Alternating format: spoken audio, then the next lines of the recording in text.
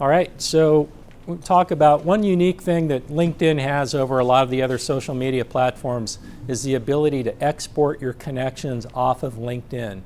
You can't do that on Facebook. And so that is really golden. To be able, remember I said a minute ago, the goal is to convert. What you want to do is get them off rented territory and onto territory that you control. LinkedIn gives you the power to do that, and it's really easy to do. Just a few clicks of the mouse. So you can import to your database. When you're adding connections, there are ways where you can find people that you already know on LinkedIn. You can manage your LinkedIn connection with tags. So are you familiar, anybody here on Facebook, have you created a friends list so that you can segregate your business from your personal life? You can do that with LinkedIn. You can put people into groups of up to 50 tags, and so that when you're sharing, you can share appropriately in terms of niche targeting your messaging through your email marketing on LinkedIn. Can I ask a question? Yeah.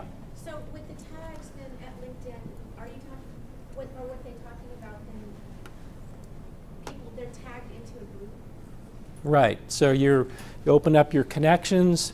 You just go click off next to their name under A, then you go to the B, then you go to the C. You create a tag first. Whatever the tag is, you label it whatever you like. They have predetermined tags like realtor, lawyer, whatever it is, but you can create whatever tag label you like and customize that. And then just go through your contacts. You know, just like anything, there's some ramp up, there's some time involved in getting that done, but once it's done, it's easy to maintain from that point forward.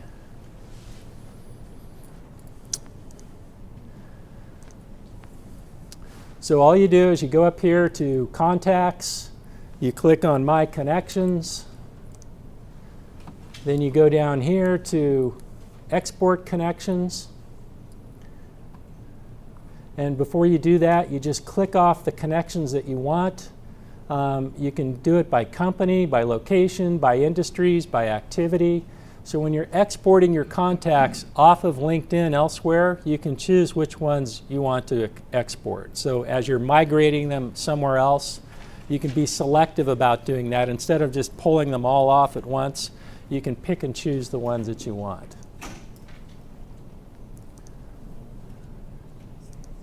So Pete, when you do that, often on LinkedIn, you know, you can connect with somebody on LinkedIn through the LinkedIn network. Mm-hmm. But that's not their email, say their personal email or their work email.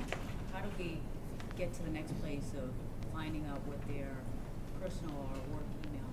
When you export your connections from LinkedIn, it's going to pull with it the email address they used to open up their LinkedIn profile with. Therein lies the gold. You can't get that off another social media network.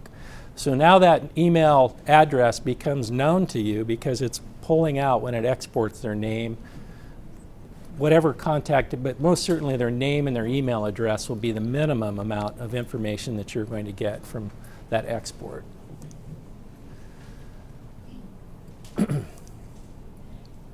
And so you can select whatever file that you want. You can choose an Outlook CSV file. You can put it into Excel. You have a few different options for exporting it, and you just simply choose the file format, and away you go. And so this is what I was talking about earlier with tags.